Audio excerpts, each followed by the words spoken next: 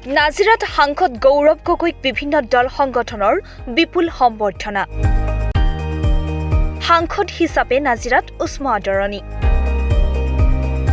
Nazira MC ক্লাবৰ পাকিজা প্ৰেক্ষাগৃহত লোকে লোকাৰণ্য হৈ পৰিছে।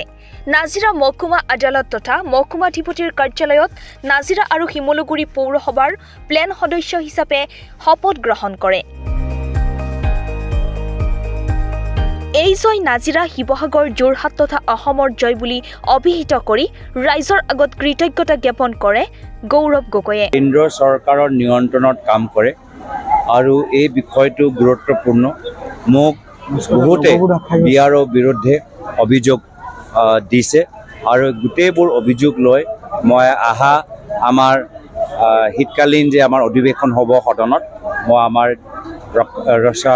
ডিফেন্স মিনিষ্টাৰ ৰাজনাথ সিঙৰ লগত মই আলাপ আলোচনা কৰিম। Review committee, act implementation committee আদি বিভিন্ন কমিটি ইয়ালৈ আহিছিল। এটা সময়ত ইয়াত বহুত বহিৰাগতক নিযুক্তি দিয়া হৈছিল খিলঞ্জীয়া থকা স্বত্বেও। গতিকে এইসমূহ কেনেধৰণে হৈছে এইখিনি নিশ্চিতভাৱে লক্ষ্য কৰা হ'ব। শিৱসাগৰৰ পৰা ফাৰহান লস্কৰৰ প্ৰতিবেদন, দি নৰ্থ ইষ্ট।